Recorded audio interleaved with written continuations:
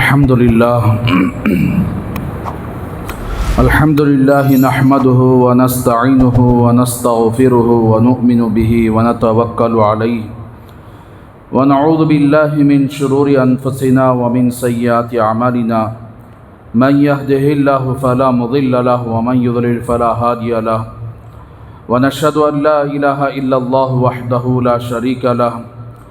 ونشهد أن سيدنا محمدا عبده ورسوله أما بعد فأعوذ بالله من الشيطان الرجيم بسم الله الرحمن الرحيم ما كان للمشركين أن يعمروا مساجد الله وقال تعالى إنما يعمر مساجد الله من آمن بالله واليوم الآخر وأقام الصلاة وآتى الزكاة ولم يخش إلا الله فعسى أولئك أن يكونوا من المهتدين صدق الله العظيم وقال النبي صلى الله عليه وسلم إذا اتخذ الفيء دولا والأمانة مغرما والزكاة مغرما وتعلم لغير الدين وأطاع الرجل امرأته وعق أمه وأدنى صديقه وأقصى أباه وظهرت الأصوات في المساجد وساد القبيلة فاسقهم وكان زعيم القوم أرذلهم وأكرم الرجل مخافة شره إلى آخر الحديث أو كما قال صلى الله عليه وسلم اللهم صل على سيدنا محمد وعلى آل سيدنا محمد وبارك وسلم اللهم صل على سيدنا محمد وعلى آل سيدنا محمد وبارك وسلم اللهم صل على سيدنا محمد وعلى آل سيدنا محمد وبارك وسلم رب اشرح لي صدري ويسر لي أمري واحلل عقدة من لساني يفقهوا قولي محترم بھائیوں اور میرے عزیز دوستو، جیسا کہ کئی جمعہ سے آپ کے سامنے اس دور کے اندر جو سب سے زیادہ گناہ ہونے والے ہیں اس کے بارے میں ہمارے نبی محمد الرسول اللہ صلی اللہ علیہ وسلم نے آج سے 1450 سال پہلے اس کی پیشن گوئی فرمائی تھی کہ یہ گناہ جب زیادہ ہو جائیں گے اللہ کے عذابات بھی زیادہ ہو جائیں گے اور اس کے بعد دنیا کے خاتمے کا وقت بالکل قریب آ چکا ہوگا۔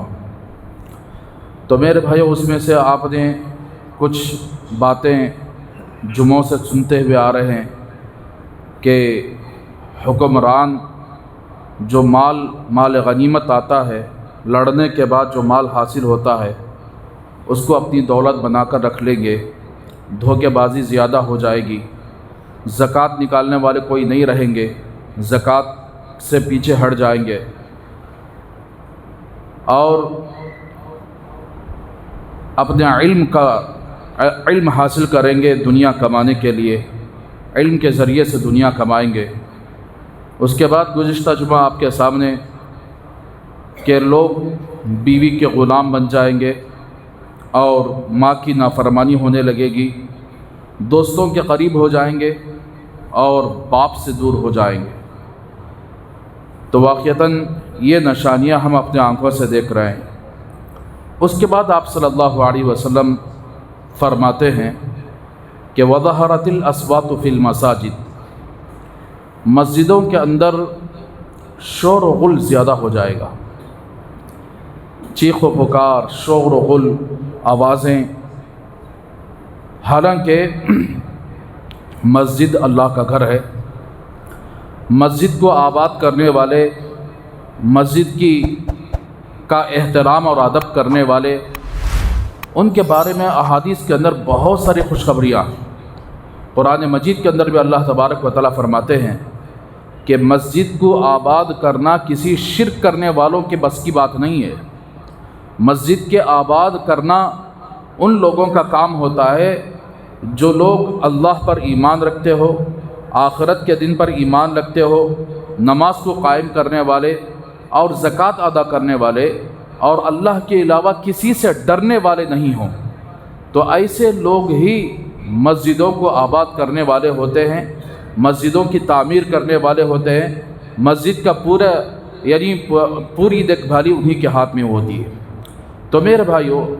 آج سرسری جائزہ لیں گے کہ کون سی مسجد ایسی ہے جس کے اندر شور و غل نہ ہوتا، کون سی مسجد ایسی ہے جس کی بے ادبی نہ کی جاتی ہو، جس کا احترام نہ کیا جاتا ہو۔ آپ بتا دیں کہ ایک مسجد کے اندر بالکل سکون اور اطمینان کے ساتھ لوگ نماز پڑھ کے جاتے ہیں، کوئی شور و غل نہیں ہوتا، تو یہ ہو ہی نہیں سکتا۔ کسی نہ کسی وجہ سے شور و غل ہر مسجد کے اندر ہو رہا ہے۔ کبھی لڑائی کے ذریعے سے مساجد کے اندر شور و غل ہو رہا ہے، کبھی یعنی باتوں کے ذریعے سے زور زور سے باتیں کر کے مسجد کی بے ادبی کا معاملہ کیا جاتا ہے، مسجد کی بے احترامی کا معاملہ کیا جاتا ہے، کبھی یعنی مسجد کو ایسا سمجھا جاتا ہے کہ گویا یہ ہمارا گھر ہے۔ تو میرے بھائیوں، اللہ تبارک و تعالی یعنی دنیا کے اندر زمین پر سب سے زیادہ احترام کیے جانے والے کوئی گھر ہیں تو اللہ کے گھر ہیں۔ اللہ کے رسول صلی اللہ علیہ وسلم جب دنیا میں تشریف لائے اور آپ نے مکہ چھوڑ کر مدینے کی طرف ہجرت فرمائی، تو سب سے پہلے آپ نے جو کام کیا ہے وہ مسجد کا کام کیا ہے۔ سب سے پہلے آپ نے مسجد قباء کی تعمیر کا حکم فرمایا، جس میں پورے صحابہ، خود رسول اللہ صلی اللہ علیہ وسلم نے یعنی اس کے بنانے میں حصہ لیا۔ پھر مدینے کے اندر داخل ہو گئے تو مسجد نبوی کی جو جگہ تھی، اللہ کے رسول صلی اللہ علیہ وسلم نے خود اپنے جیب کے پیسوں سے اس جگہ کو خریدا اور مسجد کی تعمیر فرمائی، اور یہاں تک کہ آپ صلی اللہ علیہ وسلم نے پوری مسجد جو مسجد نبوی ہے، اس مسجد نبوی کو اپنے ہی خاص پیسوں سے اللہ کے نبی صلی اللہ علیہ وسلم نے یعنی اس کی جگہ کو خرید کر تعمیر فرمائی۔ تو پھر صحابہ کرام رضی اللہ عنہم اجمعین آگے جانے کے بعد اپنے جیب کا پیسہ خرچ کر کے، جیسا کہ اللہ کے رسول صلی اللہ علیہ وسلم خرچ کیے ہیں، ویسے ہی حضرت عثمان غنی رضی اللہ تعالیٰ عنہ مسجد نبوی کو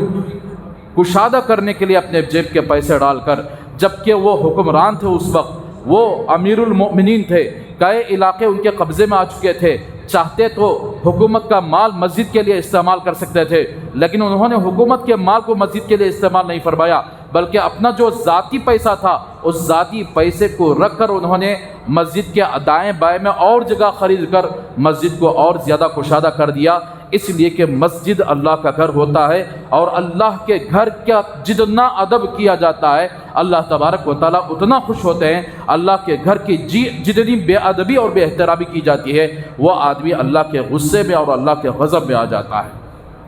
تو میرے بھائیوں، مسجد اللہ کا گھر ہے۔ یہ زمانے میں تو پکی مکی مسجدیں ہیں، آج مسجد سیاست دانوں کا اڈا بن چکا ہے۔ سیاست کرنا ہے تو مسجد کے ذریعے سیاست کر رہے ہیں، اور اسی طریقے سے مطلب سیاست کا مطلب یہ نہیں ہے کہ اللہ کے نبی کے دور میں بھی سیاست ہوتی تھی مسجد سے، وہ پاکیزہ سیاست ہوتی تھی، اس کے اندر لوگوں کی فلاح و بہبودی کے بارے میں سوچا جاتا تھا، اس زمانے کے اندر امت کو کیسے بھلائی پہنچایا جائے، نفع پہنچایا جائے، کیسے، وہ پاکیزہ سیاست تھی۔ آج کے زمانے کے اندر گندی سیاستیں مسجدوں کے اندر ہو رہی ہیں۔ چاہے کوئی آدمی مسجد کا بڑا بن جائے تو سمجھو کہ کوئی عہدہ مل جائے، سمجھتا ہے کہ ساری بادشاہی اس کے قبضے میں آ چکی ہے، سمجھتا ہے کہ میں بہت بڑا ہوں۔ حالانکہ آپ مکہ المکرمہ جائیں، مدینہ منورہ جائیں، جو لوگ مکے کے حرمین کے خدمت کرنے والے ہوتے ہیں وہ عہدے کو نہیں دیکھتے، بلکہ وہ اپنے نام کے پیچھے یہ لگاتے ہیں خادم الحرمین، یعنی حرم کی خدمت کرنے والے۔ لیکن لوگ مسجد کے اندر کوئی عہدہ ملتا ہے تو اس عہدے کو رکھ کر ایک بڑی بادشاہت کا تصور کرتے ہیں کہ ہم نہ بڑا عہدہ مل گیا ہے، حالانکہ کل قیامت کے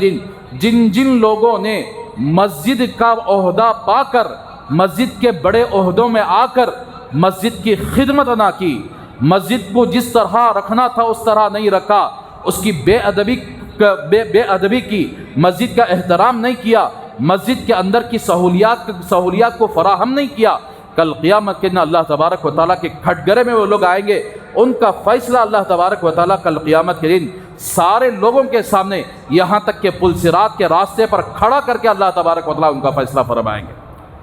جن لوگوں نے مسجد کا بے احترامی، بے عزتی کی ہے، آج تک دیکھتے نہیں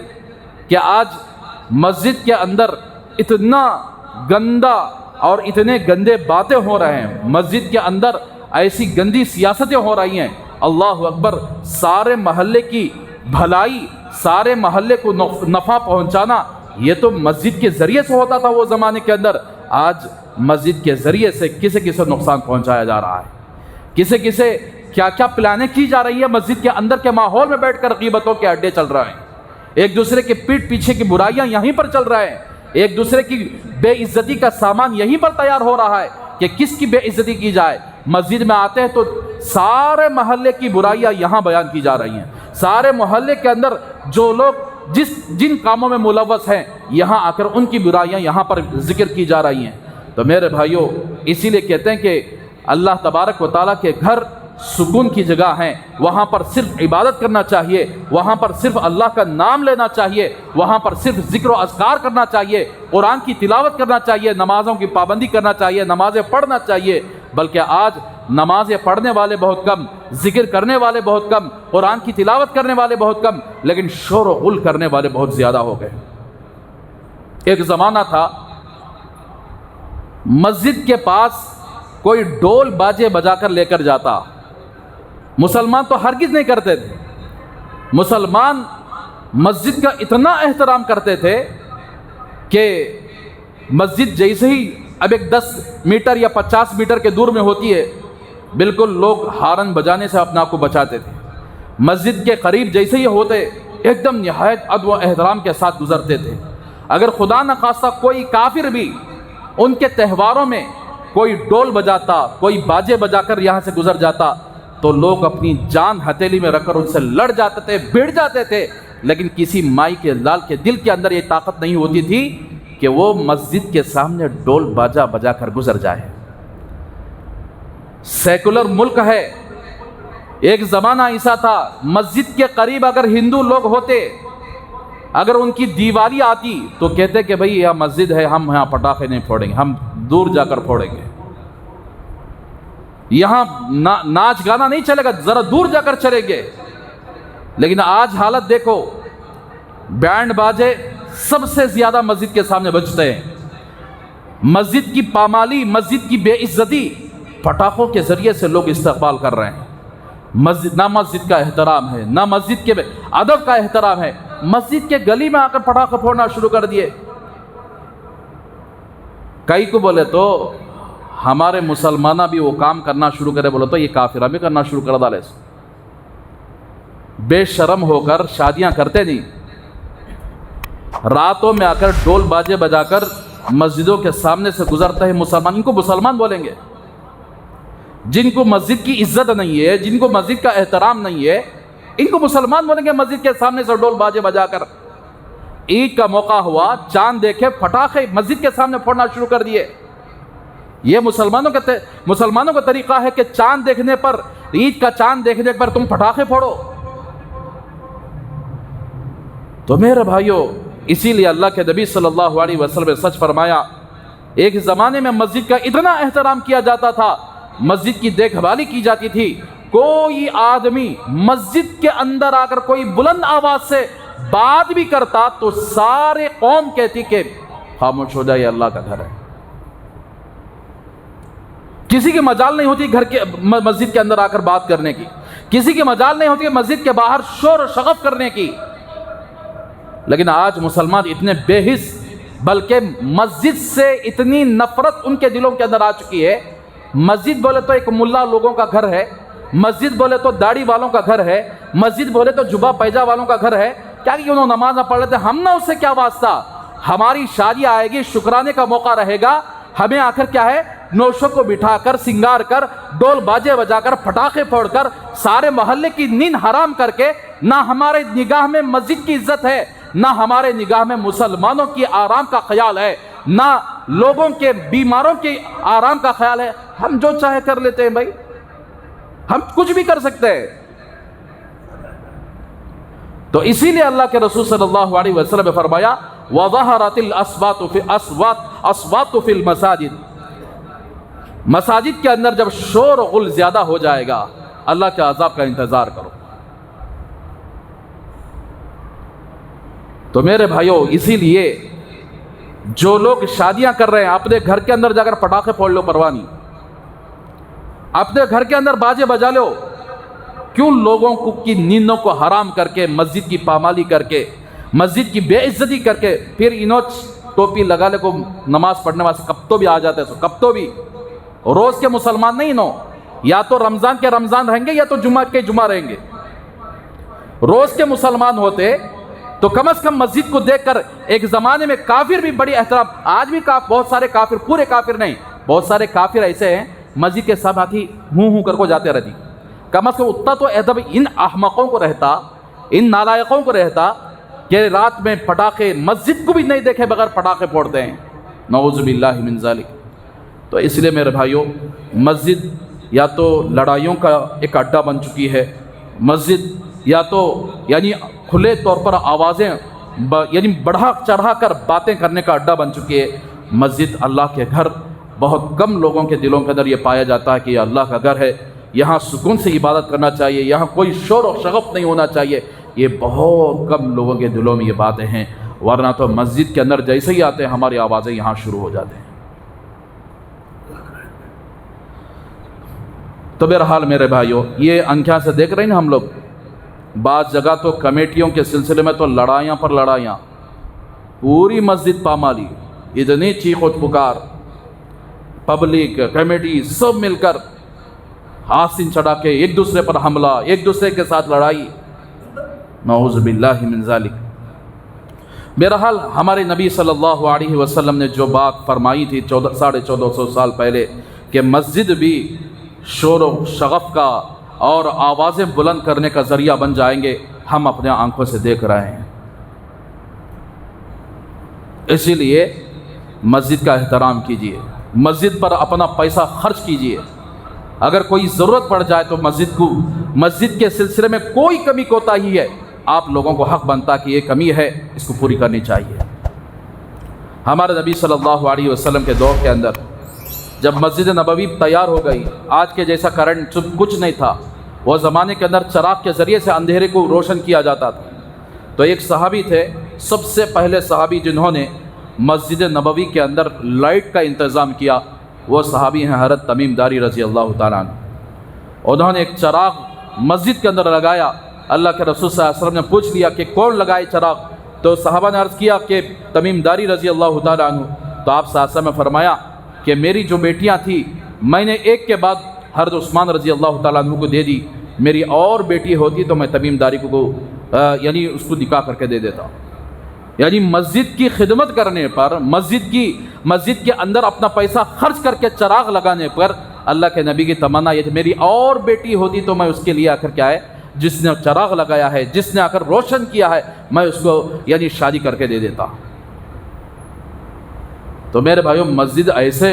اللہ کا گھر ہے جس کی حفاظت، جس کی خدمت، جس کی عزت کرنا، جس کا احترام کرنا، یہ سب لوگوں پر ضروری ہے۔ اگر ہم نے مسجد کو گندی سیاست کا اڈا بنا لیا، مسجد کو اپنے عہدے کا اڈا بنا دیا کہ میں مسجد کا فلاں ذمہ دار، میری عزت کرنا چاہیے، میں فلاں اس کا مسجد کا ذمہ دار، آج کل وہی چل رہا ہے۔ خادم کہنے والا کوئی نہیں ہے کہ میں مسجد کا خادم ہوں، مجھے اللہ نے مسجد کی خدمت کا موقع دیا ہے، میں مسجد کی خدمت کر رہا ہوں، اللہ کا شکر ہے کہ اللہ مجھے مسجد کا خدمت کا موقع دیا ہے۔ یہ بولنے والے آج نہیں رہے، بلکہ مسجد کے اندر بھی عہدے بانٹے جا رہے ہیں۔ مسجد کے اندر بڑھ چڑھ کر ایسے لوگ عہدے حاصل کرنے کے لیے آ رہے ہیں جن کے چہرے کے اندر بھی داڑیاں نہیں ہوتی۔ مسجد کے اندر عہدے قبول کرنے کے لیے ایسے لوگ آ رہے ہیں جن کو نہ حلال کی تمیز ہے نہ حرام کی تمیز ہے، حرام میں ملوث ہونے والے ایسے لوگ آگے آ رہے ہیں۔ مسجد کی پامالی، مسجد کی بے عزتی کرنے کے لیے ایسے لوگ آگے آ رہے ہیں جو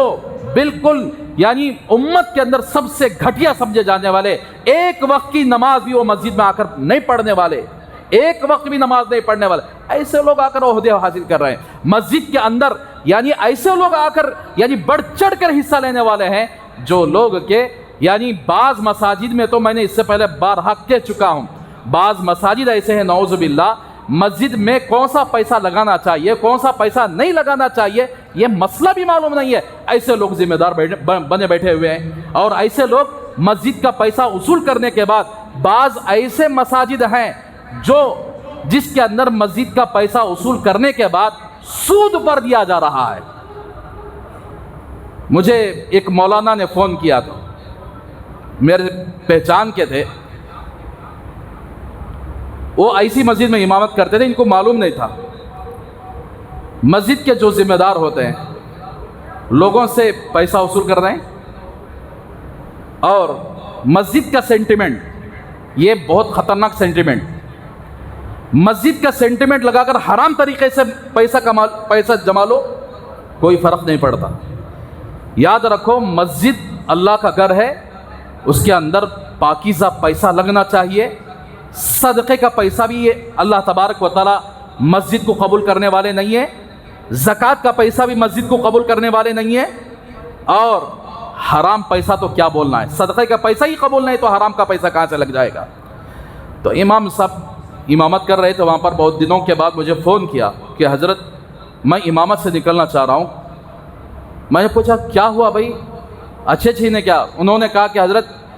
میں یہاں امام بنا ہوا ہوں، لیکن میری جو تنخواہ دی جا رہی ہے وہ حرام پیسوں سے دی جا رہی ہے۔ میں نے کہا کہ بھائی مسجد کے اندر جو لوگ چندہ دیتے ہیں تو یہ چندہ تو اپنے جیب سے پاکیزہ پیسہ دیتے ہیں، یہاں صدقے کا مال بھی دیتے نہیں، زکوٰۃ کا مال بھی دیتے نہیں، جتنا بھی 10 روپیہ ہی کیوں نہ ہو آدمی اپنی پاکیزہ حلال کمائی کے ذریعے سے آ کر کے مسجد کی خدمت کرتا ہے، تو مسجد کو تو حلال پیسہ لگتا ہے۔ تو انہوں نے کہا کہ نہیں حضرت، ہمارے ذمہ دار ایسے ہیں کہ مسجد کا پیسہ تو بہت ہے، لیکن مسجد کا نام لگا کر مہینے میں 1 مرتبہ اعلان ہوتا ہے۔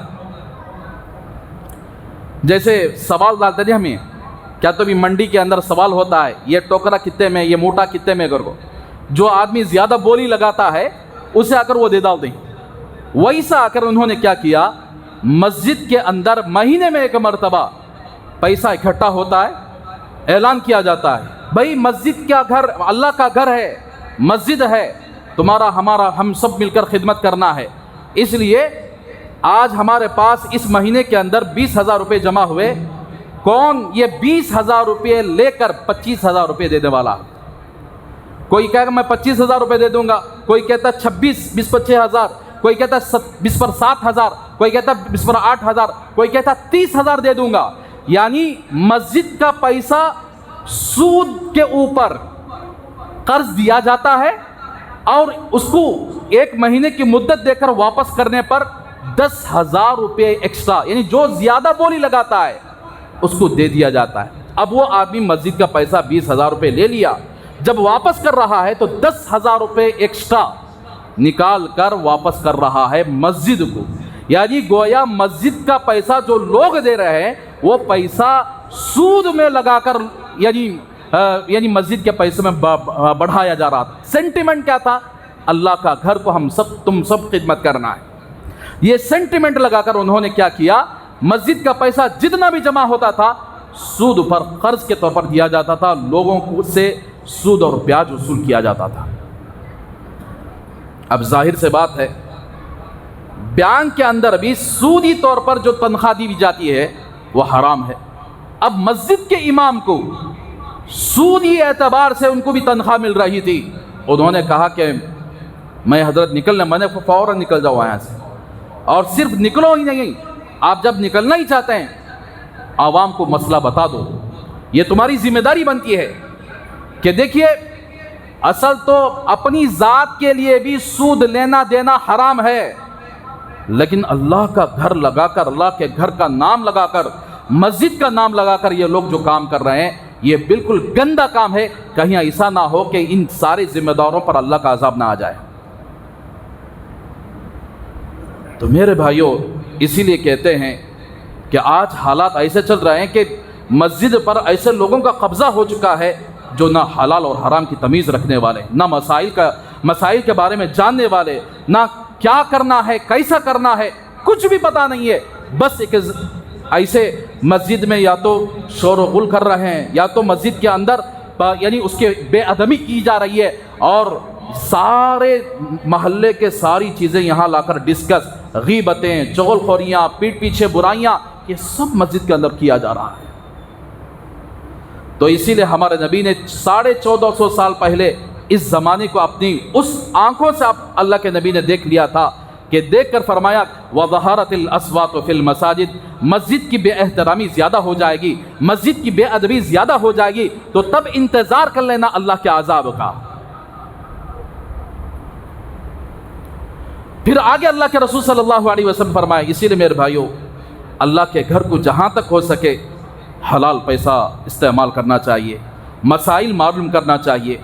مسائل معلوم کر کے مسجد کے لیے کون سا پیسہ، مسجد کی کوئی بھی چیز خریدنا ہے،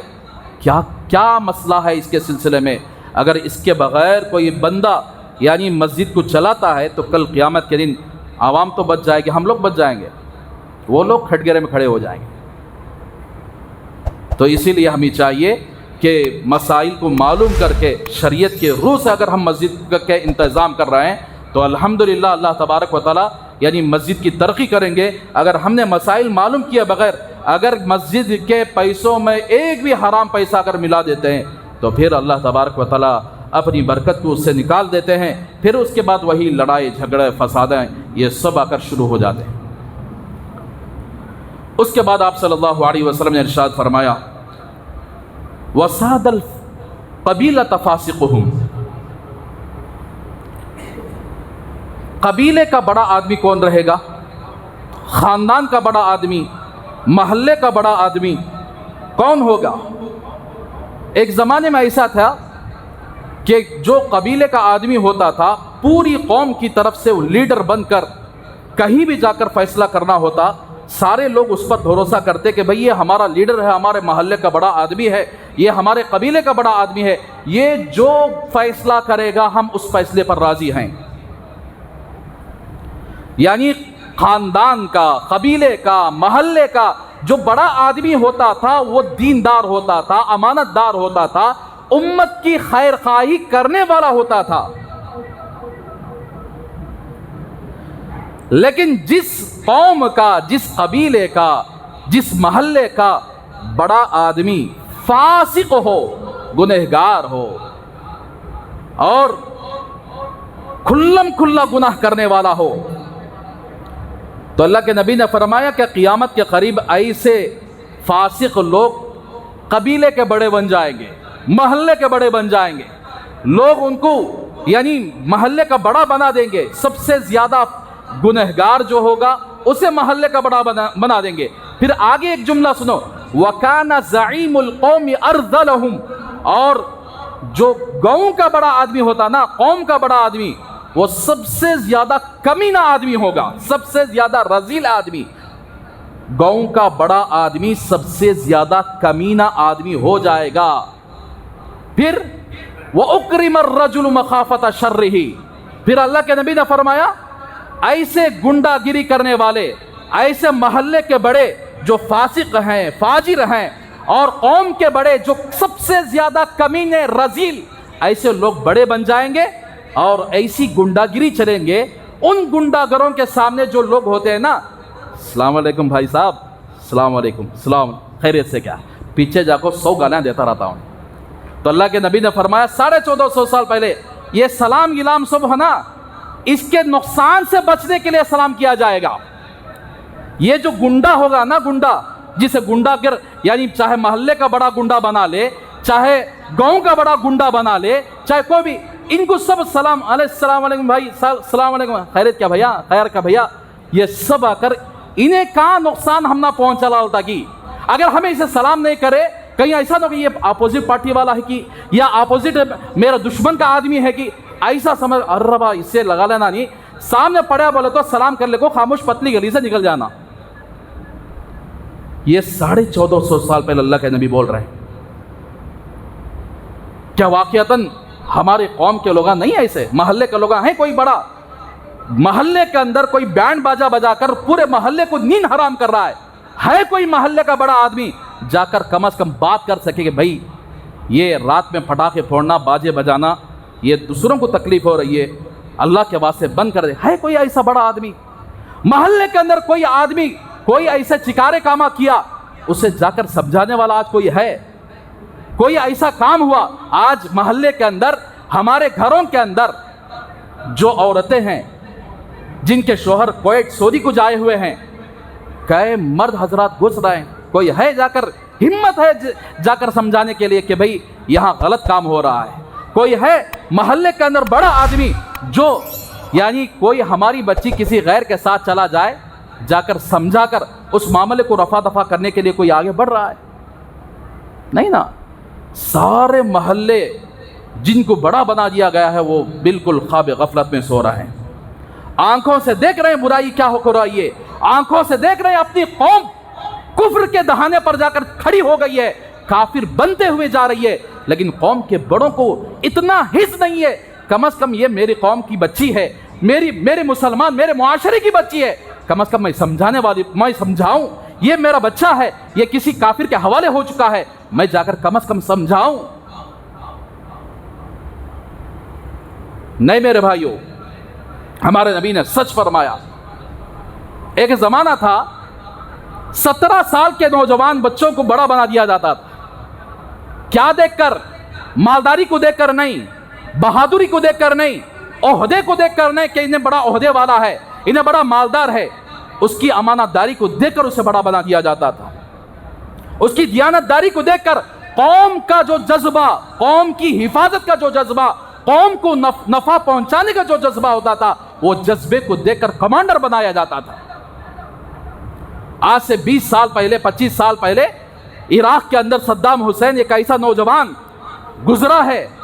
اسرائیل نے جب فلسطین پر ظلم کیا، ایک عورت نے صدام کو للکارا کہ صدام تم بادشاہ بن چکا ہے،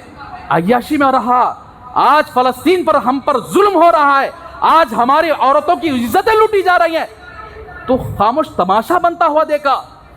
جب یہ پیغام صدام حسین تک پہنچا، سارے مجمع کے سامنے رو دیا۔ صبح میں پیغام پہنچا، رات میں 40 پر 8 میزائل اس نے اسرائیل پر داغا، 40 پر 2 میزائل، 40 پر 8 میزائل داغا تو 40 پر 2 میزائل اسرائیل پر جا کر یعنی لگے۔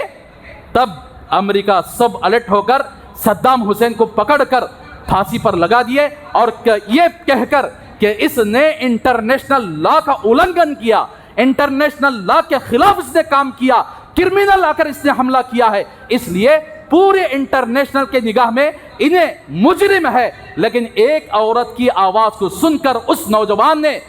اپنے ملک سے اسرائیل پر داغا میزائل، یہ حمیت اس کے پاس تھی۔ امریکہ نے آ کر اس کے اوپر یعنی دہشت گردی کا الزام لگایا کہ صدام دہشت گرد ہے۔ آج اسرائیل جس نے فلسطین کو تباہ کر دیا، غزہ کو تباہ کر دیا، کیا آج 15,000 ہمارے مسلمان جن کے گھر تباہ ہو چکے، جن کے بچے شہید ہو چکے، جن کی عورتیں شہید ہو چکے، جن کے گھر بار لٹ چکے، کیا اس اسرائیل کے وزیر اعظم کو کوئی کرمنل بتا کر، کیا اس کھٹگرے میں جہاں پر صدام حسین کو کھڑا کر کے پھانسی دی گئی تھی، کیا کوئی آج کر سکتا ہے اس طرح؟ کیا ہے کیا ایسا؟ سارے یورپین اکٹھے ہو کر سپورٹ میں آ گئے کہ اسرائیل تو جو کر رہا ہے بالکل اچھا کر رہا ہے، نہتے لوگوں کی جان لے لے کوئی فرق نہیں پڑے گا، یہ کرمنل نہیں ہے، یہ اپنا دفاع کر رہا ہے۔ تو پھر صدام حسین نے جو 40 پر 8 میزائل داغے تھے وہ کرمنل تھا، جب یہ کرمنل نہیں تو یہ کیسے کرمنل بن گیا؟ یہ ہوتے ہیں قوم کے بڑے جو اپنے کسی ایک فرد کو بھی اگر تکلیف ہوتی ہے ان کا ضمیر گوارا نہیں کرتا کہ وہ خاموش بیٹھ جائے۔ اللہ نے جسے عہدہ دیا ہے وہ عہدے کو استعمال آج بھی نہیں کر رہے ہیں۔ ہماری قوم یہ قوم کہاں تو بھاڑ میں ہو کر چلے جان دے، ہمیں اچھے رہے تو بس، ہماری سیٹ بچی تو بس، ہم جس عہدے پر ہیں وہ عہدہ ہمارے لیے رہا تو بس۔ ہم کو محلے کا بڑا بنا دیا گیا،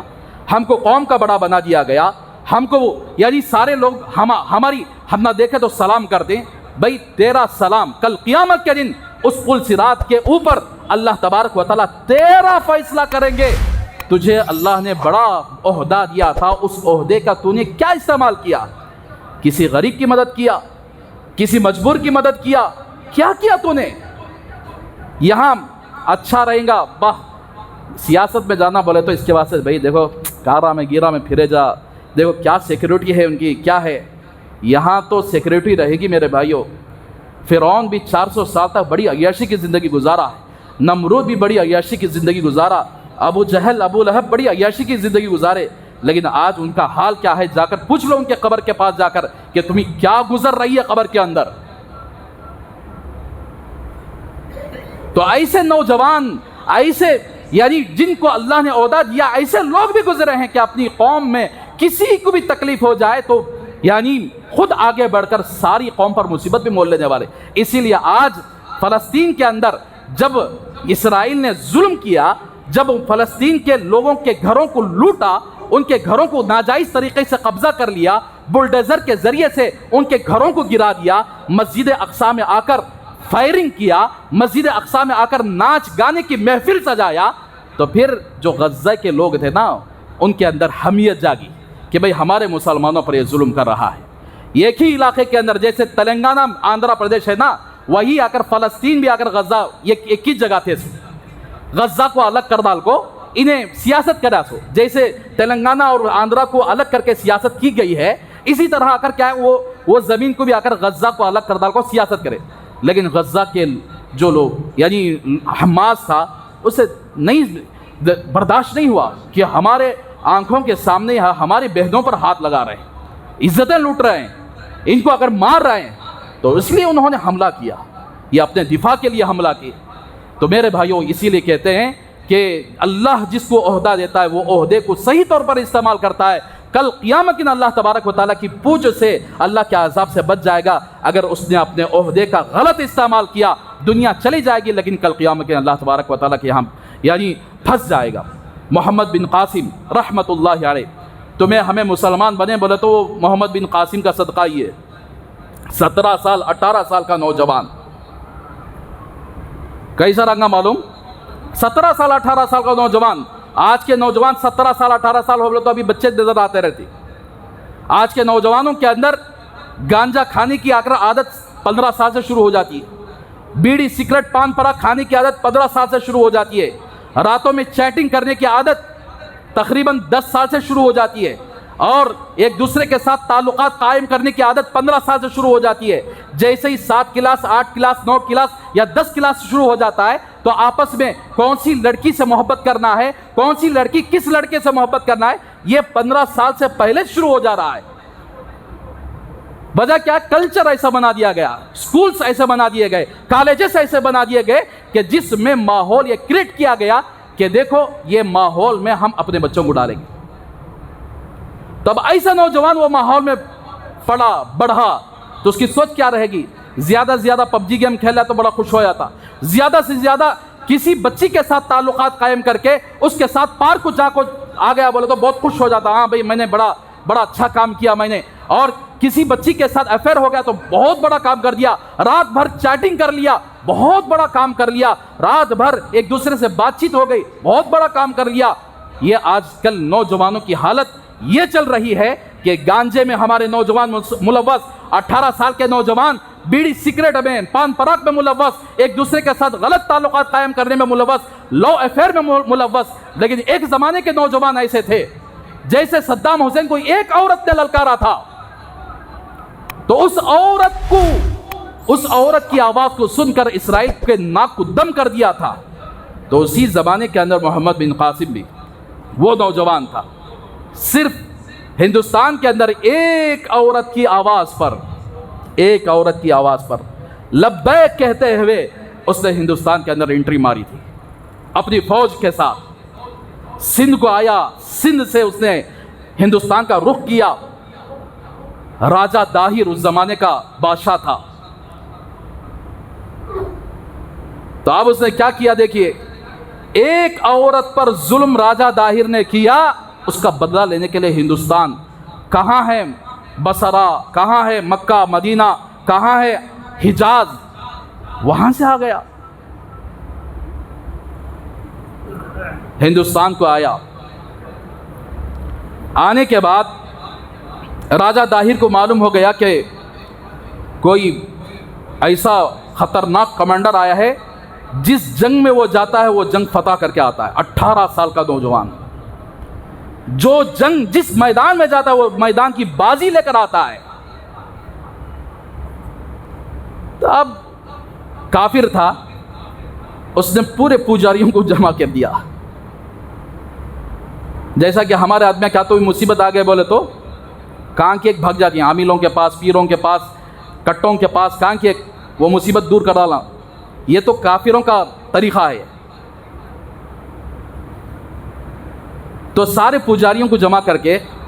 اس نے پوچھا کہ ہمارے اوپر ایک مصیبت آئی ہوئی ہے. عرب کا ایک نوجوان محمد بن قاسم، طائف کا رہنے والا نوجوان ہمارے ملک کے اندر داخل ہوا ہے، کیا کیا جائے؟ تو پجاریوں نے یہ جواب دیا کہ ہماری دیوی دیوتائیں بڑے شکتی ہیں، ایسا کریں گے کہ ایک اسپیشل دیوی ہمارے پاس موجود ہے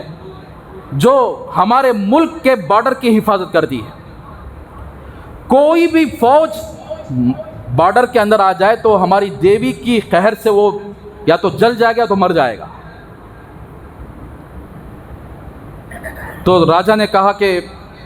راجہ داہر نے کہا میں کیا کرنا بولو ذرا. تمہیں پوجا کرے تو اتنا ایفیکٹ نہیں پڑتا اس کے اوپر، تمہاری جو بیوی ہے نا اسے پوجا کے لیے بھیجو، ہم ساتھ جائیں گے. یہ گاؤں کے باہر ہے، ہمارے گاؤں کے اندر بھی نہیں، وہ بدھ جو دیوی ہے نا وہ گاؤں کے باہر ہے. اب پجاری، دو پجاری،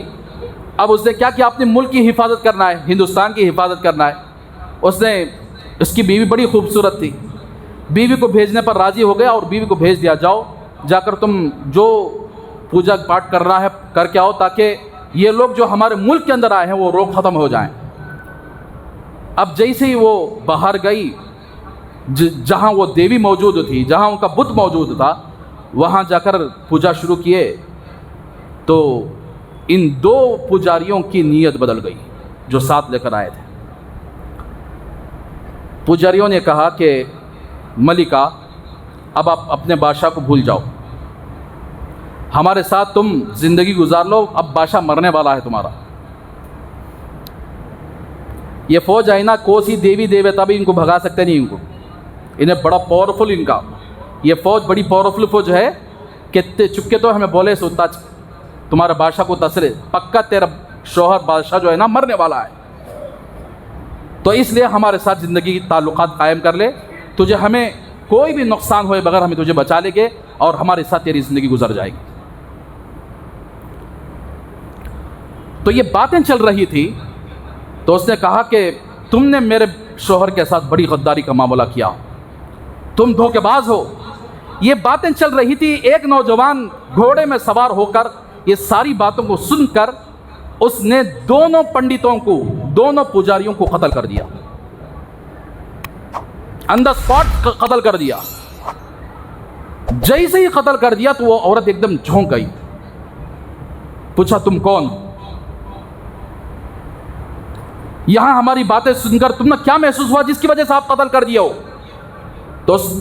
اس گھوڑ سوار نے کہا کہ میں نے تمہاری دونوں کی باتیں سنی ہیں، یہ دو پجاری تیرے شوہر کو دھوکہ دے کر تجھے یہاں لے کر آئے ہیں، تیرے ساتھ یہ غلط نیت کرے ہوئے تھے، اس لیے میرا دل نہیں چاہا کہ تیری عزت پر ہاتھ لگائے، اس لیے میں نے ان کو دونوں کو قتل کر دیا. جب یہ بات وہ ملکہ نے سنا، راجہ داہر کی بیوی نے سنا کہ ایک دم امپریس ہو گئے. بھائی کون ہو تم؟ فرشتہ بن کر میری آپ مدد کیے ہو. تو اس گھوڑ سوار نے کہا جن کے بارے میں تیرے شوہر اور یہ پنڈت پلان بنائے ہوئے تھے محمد بن قاسم ہوں میں، محمد بن قاسم ہوں میں. دیکھیے اللہ نے جو عہدہ دیا ہے، کافر نے، مسلمان نہیں. کافر پر بھی اگر ظلم ہو رہا ہے تو مسلمان کا ہاتھ تھمیا نہیں ہے. یہ ہوتے ہیں قوم کے بڑے. تو اس نے کہا کہ ٹھیک ہے، آپ مجھ سے کیا چاہتے ہیں؟ رات کی تنہائی تھی. محمد بن قاسم نے کہا بس تیرے شوہر نے ظلم کیا ہوا ہے، تیرے شوہر کے پاس جا کر میرا ایک پیغام سنا دینا. اور مزے کی بات یہ ہے، جب اس نے یہ عمل دیکھا تو اس کے دل کے اندر ایک خواہش پیدا ہوئی کہ تو کس مذہب سے تعلق رکھنے والا ہے؟ تو محمد بن قاسم نے کہا کہ میں اسلام سے تعلق رکھنے والا ہوں، میں مسلمان ہوں. تو اس نے پوچھا کہ واہ، اسلام اتنا پاکیزہ مذہب ہے کہ ہمارے دل و دماغ کے اندر اسلام کے خلاف کئی باتیں ڈال دیے گئے ہیں، لیکن میں نے آج اسلام کو دیکھا، میرا دل چاہتا کہ میں مسلمان ہو جاؤں. تو اس نے کہا کہ تیرا شوہر زندہ رہتے ہوئے تو مسلمان نہیں ہو سکتی. ایسا کر سکتی ہے جاؤ تیرے شوہر کو یہ پیغام سنا دو، اگر وہ مسلمان بن جاتا ہے، اسلام قبول کر لیتا ہے، اس کی سلطنت، اس کی حکومت اس کے لیے مبارک، اگر نہیں کرتا ہے تو پھر مجھے آپ کیا ساتھ دے سکتے ہیں؟ تو اس نے کہا کہ ہمارے کمرے کے بازو میں ایک کھڑکی کھلی ہوئی رہتی ہے، کھڑکی رات میں بند کر دیتے ہم لوگ، اور کھڑکی کے اس پار میں سمندر ہے، تو اس سمندر میں جھانکنے کے لیے ہم لوگ کھڑکی کھولتے ہیں، تو وہ کھڑکی کھلی رہتی ہے رات میں بند رہتی ہے، صبح میں کھل جاتی ہے۔ تو میں جا کر سمجھاؤں گی، راجا کو سمجھاؤں گی، اگر وہ مان لیتا ہے تو میں کھڑکی کو بند کر دیتی ہوں، جیسی تھی ویسی رہے گی، اگر نہیں مانتا ہے تو میں اس کھڑکی کو کھول دیتی ہوں، تو سمجھ لینا کہ یہ اپنی ضد پر اڑا ہوا ہے، تم جو چاہے کر لو، میں تم کو ساتھ دینے کے لیے تیار ہوں، جو چاہے کرو، چاہے قتل کر سکتے ہو قتل کرو، کچھ بھی کرو۔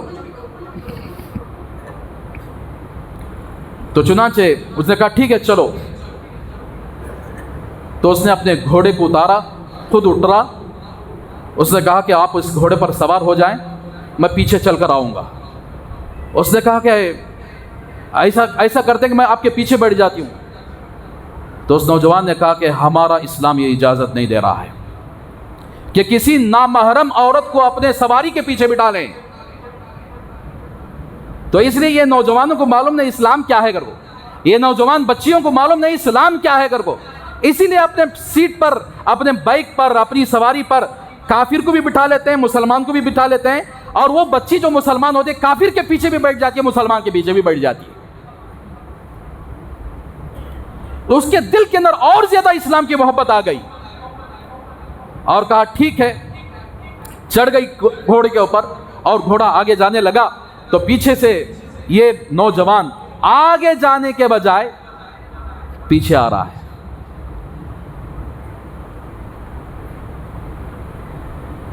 تو پھر اس نے کہا کہ میں پیچھے جانا مناسب نہیں ہے، میں آگے جاتا ہوں، مجھے اشارہ کرو راستہ ادھر ہے ادھر ہے، میں سیدھا چلے جاؤں گا، اس لیے کہ ہماری شریعت کے اندر یہ بھی اجازت نہیں ہے کہ کوئی عورت سامنے جاتے ہوئے مرد پیچھے اس کی طرف نگاہ کرتے ہوئے جائے۔ ایک کمانڈر ہے، ایک عورت کی آواز پر ہندوستان کو آ گیا تھا، تو چنانچہ اس نے کیا کیا، سامنے چلا گیا، اسے اشارہ کر رہی تھی کہ ادھر جاؤ ادھر جاؤ، بہرحال گھر تک سیف پہنچا دیا۔ اب ملکہ تھی، جا کر اپنے شوہر کو سمجھائے کہ یہ معاملہ ہے، تم اسلام قبول کر لو، بڑا پاکیزہ مذہب ہے، بڑا اچھا مذہب ہے، اس کے اندر یہ خوبیاں ہیں، یہ خوبیاں ہیں، یہ خوبیاں ہیں۔ وہ ماننے کے لیے تیار نہیں ہوا، تو اس نے کھڑکیاں کھول دی۔ محمد بن قاسم نے، نعوذ باللہ اس آدمی کا نام میرے منہ پہ کیسے آ گیا، محمد بن قاسم نے فوراً اپنی فوج کے ساتھ اندر آ گیا اور اس بادشاہ کو اپنی تلوار سے ختم کر دیا، اور اس کے بعد اس نے قلعے کو فتح کر کے جو جھنڈا اس ہندو اور راجا کا تھا، اس جھنڈے کو اتار کر اس نے آ کر کیا ہے، یہاں پر اسلام کا جھنڈا لگا کر گیا ہے۔ تو یہ ہوتے ہیں قوم کے بڑے، جو قوم کی آ کر فکر کرنے والے، یہ ہوتے ہیں قوم کے بڑے، کسی بھی ایک عورت کو بھی اگر تکلیف پہنچ جائے ان کا دل برداشت نہیں کر سکتا۔ ایسے گزرے ہیں ہمارے لوگ، ہمارے اسلاف، ہمارے قوم کے بڑے، لیکن ہمارے نبی نے 1450 سال پہلے دیکھ لیا تھا کہ آج کے زمانے میں جو محلے کا بڑا ہوگا، جو گاؤں کا بڑا ہوگا، یہ نہایت فاسق، فاجر، گنڈا گر آدمی ہوگا، اس کی گنڈا گری سے ڈر کر لوگ اس سے سلام کریں گے، اس کے شر سے، اس کی برائی سے بچنے کے لیے کہاں بھائی اسے کیا تو بھی ایک ہوگا بولے تو کہاں ہم نہ پھنسا لا بول کر سلام کرتے ہوئے چلے جائیں گے۔ تو اس لیے میرے بھائیو، اللہ کے رسول صلی اللہ علیہ وسلم کی وہ پیشن گوئی جو ہم اپنے آنکھوں سے دیکھتے ہیں نہیں، سیاست پہ آنے کے لیے کیا چاہیے؟ پیسہ۔ قوم کی خدمت، خالی جھوٹے باتیں بولاتے سو، میں تمہاری قوم کی خدمت کرتا ہوں، یہ کرتا ہوں، پورا اپنے جیب بھرنے کا معاملہ، جیسا کہ تم سن چکے بارہا۔ اور گنڈا گیری بھی ان کے پاس ہوتی ہے، ایسی گنڈا گیری اللہ کی پناہ، لیکن اللہ کے پنجے سے، اللہ کی قدرت سے بچنے والے نہیں، اللہ کی لاٹھی سے بچنے والے نہیں۔ جو لوگ دنیا کے اندر رہ کر جس کسی عہدے کو غلط طریقے سے استعمال کرتے ہیں، اللہ تبارک و تعالیٰ ان کو چھوڑنے والے نہیں ہے۔ اپنی طاقت کو، چاہے وہ محلے کا بڑا کیوں نہ ہو، چاہے خاندان کا بڑا کیوں نہ ہو، چاہے یعنی گاؤں کا بڑا کیوں نہ ہو، چاہے کوئی بھی بڑا آدمی ہو، اپنے عہدے کا غلط استعمال کرنے والے کان کھول کر سن لیں، اللہ تبارک و تعالیٰ کی لاٹھی دیر سے ہی لگے گی، لیکن لگے گی ضرور۔ اللہ کی لاٹھی کے بغیر وہ دنیا سے جانے والے نہیں۔ انشاءاللہ اگلے جمعہ اس کے بعد اللہ کے رسول صلی اللہ علیہ وسلم کی اور کیا پیشن گوئیاں ہیں آپ کے سامنے آئیں گی۔ تو میرے بھائیو، اسی لیے ہم آنکھوں سے آنکھیں کھول دیں، نوجوان آنکھیں کھول دیں، اسلام کی طرف لوٹ کر آ جائیں، نبی کی باتوں کی طرف لوٹ کر آ جائیں، شریعت کی طرف لوٹ کر آ جائیں، اور ایک اچھا انسان بن جائیں۔ تو انشاءاللہ اللہ کی ذات سے امید ہے ایسے دور میں اللہ تبارک و تعالیٰ اس زمانے کے اندر جو لوگ بڑے بڑے اعمال کرتے تھے اس کا ثواب آج کے دور میں اللہ دیں گے ضرور۔ تو اسی لیے میرے بھائیو، آ جاؤ، اللہ کی طرف آ جاؤ، دین کی طرف آ جاؤ، ایک اچھے انسان بنو، ایک دوسرے کی خیر خواہی کرنے والے بنو۔ لوگ مسلمان کہیں بھی تکلیف میں پھنس جائے، یہ جذبہ ہمارے اندر ہونا چاہیے کہ مسلمان کو ساتھ دینا ہے۔ کوئی بھی کافر اگر کوئی تکلیف میں، مصیبت میں پھنس جائے، انسانیت ہونے کے ناطے اس کو ساتھ دینا ہے،